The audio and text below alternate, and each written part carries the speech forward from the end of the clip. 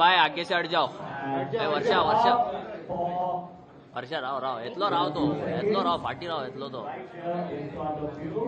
Give it up, ladies and gentlemen, from Akkineni.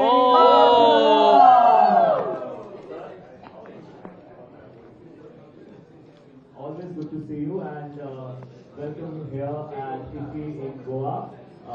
They all, our friends here, have been waiting for the Nagarjuna Akkineni here with us, and you can see the excitement. The cameras going up. Warm welcome. How does it feel to be here at?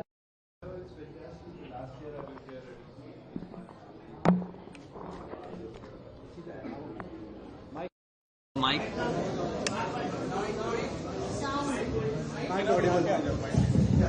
Yeah. Last year it was I was here at IFFI and it was really special to me. It was my father's stamp. He was being honored. I thought that itself was special, but now this has become more special now. It's true of my favorite films that actually made me recognize the actor all over India. And then came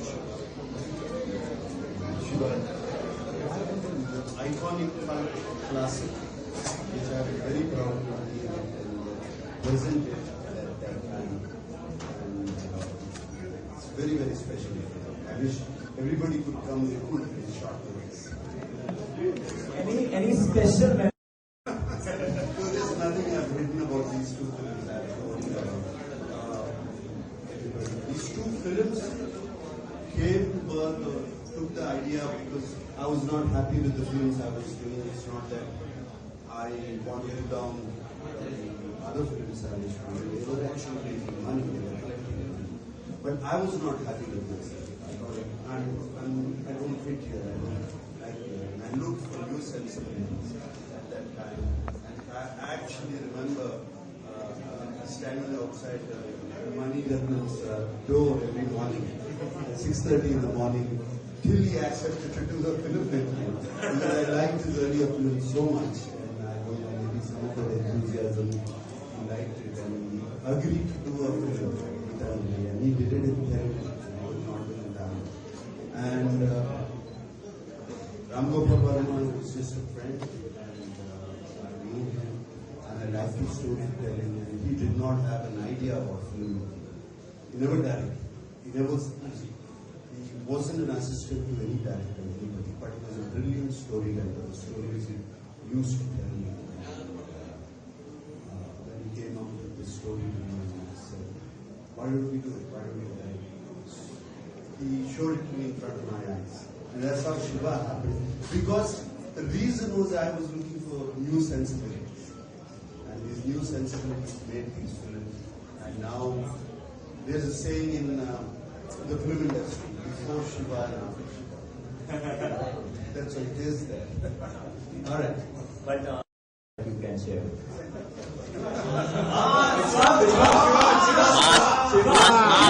You see the public demand. Since it's going to be in Telugu. That's I don't remember the Hindi dialogues. They will use subtitles. గుర్తు రావట్లేదు ఇవాళ దొంగ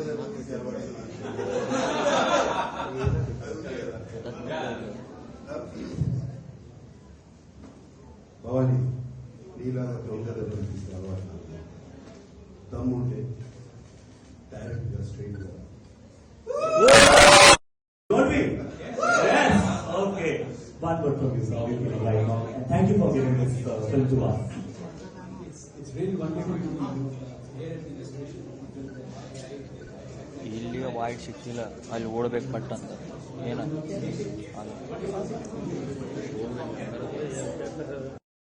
Now, what I want to know is, like you said, before Shiva and after Shiva.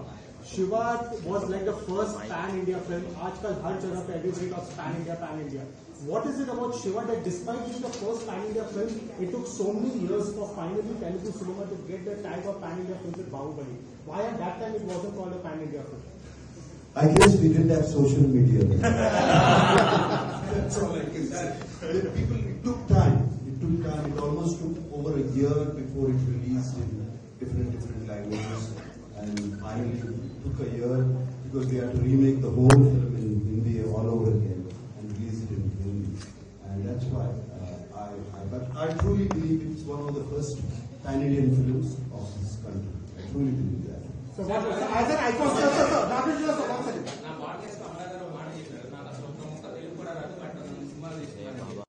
No, RGB was very adamant. It has to be Amla. Sir, English, sir. English. RGB was very adamant that he wanted Amla only. Yes, sir. Next But then I'm very glad he was adamant and I found my life partner.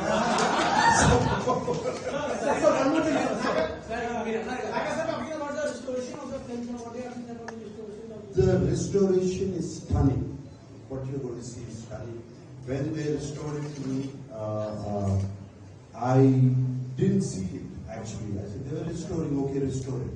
But what they've done, the job they've done is stunning. Whoever's going to watch this film now is going to be stunned. That's what happened in the Telugu states when it released on November 14th. It just went, people went crazy after seeing it. So how does it feel, sir, as a Telugu film icon, sir, and pan-India film icon, but Telugu film, sir, is obviously cinema is to be closer to your heart. How does it feel, sir, in those days where you had to do Hindi films for to be recognized world, to recognize all over India? Now, Hindi film heroes and heroines have to go to Telugu cinema and then they get a pan-India title. It must feel really good, right, sir? There's nothing to feel good about. Film doesn't have any language now, and fortunately, COVID accelerated that. Started watching different languages, and I'm very happy that Telugu films are being watched all over India. Hindi films are being watched all over. So very good, very good.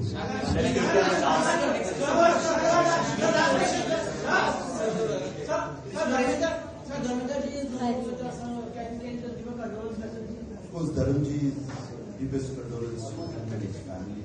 I had the opportunity of meeting Dharamji a couple of times, 2 or 3 times in this long career. And he's one of the most affectionate man I have met. And he didn't even know me. He just took me into his arms and he said, he took me, that's all. That's what I remember about him. And leaving that aside, what a filmography he has. He was a real macho man of India. Most good-looking man. I used to just look at him in the stare on the screen and think, where did this man descend from? Is he coming from the heavens? You know, that's what I used to think. He was so handsome. God bless him and may his soul rest in peace. How was Dharamji following in South Cinema? How was Dharamji following in South Cinema? How was Dharamji following in South Cinema?